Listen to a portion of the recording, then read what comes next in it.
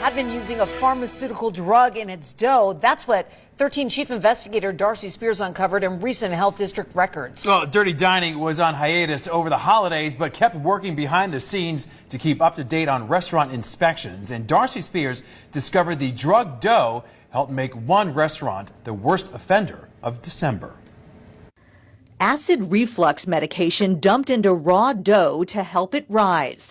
Adding insult to possible injury, the medication had expired in 2015.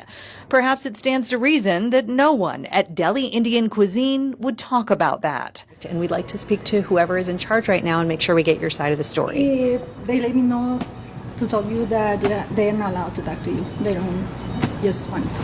They don't want to talk.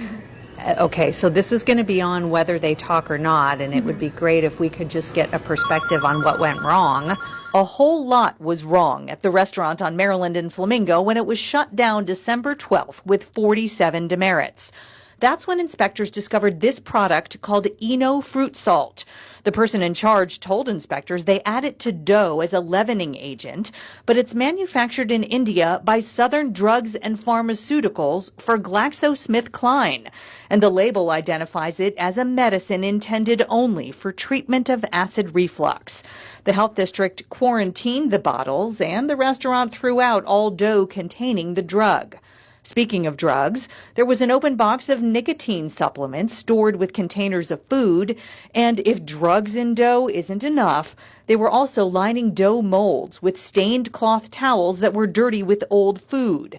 The dough roller was filthy too, and inspectors found a used Band-Aid wrapper inside the dough machine. The used bandage itself had fallen off in the hand sink. I hate to have no comment at all. It just doesn't look very good to the viewers when no one talks. I cannot understand, but they know want to. Okay. Other violations at Delhi Indian Cuisine included stained cutting boards, part of a cut onion on a dirty shelf leaning against a screwdriver, and a pan of green bean mixture in the fridge dating back to November 25th.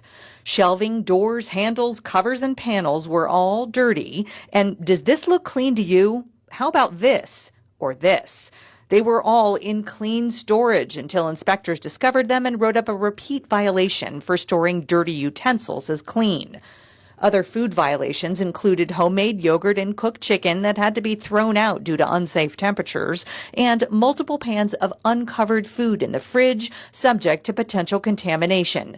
An insect zapper was mounted over containers of food, and an employee's keys were on the hotline.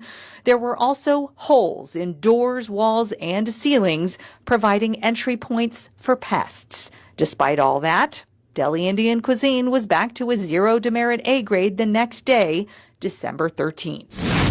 Rats, mice, and the droppings they leave behind caused imminent health hazard closures at 3 restaurants in the Eastern Indoor Swap Meet on Eastern and Owens. On December 20th, inspectors discovered the rodent infestation at Sonia's Mexican and Japanese Cuisine, Una Flor in Michoacan, and Mariscocos Areola. There were rodent droppings on kitchenware and food shelves. At Una Flor, there was a dead rat in a bucket behind the drink cooler. And at Mariscocos Areola, inspectors found a rodent nest in a box with cash register paper rolls. All 3 eateries have reopened.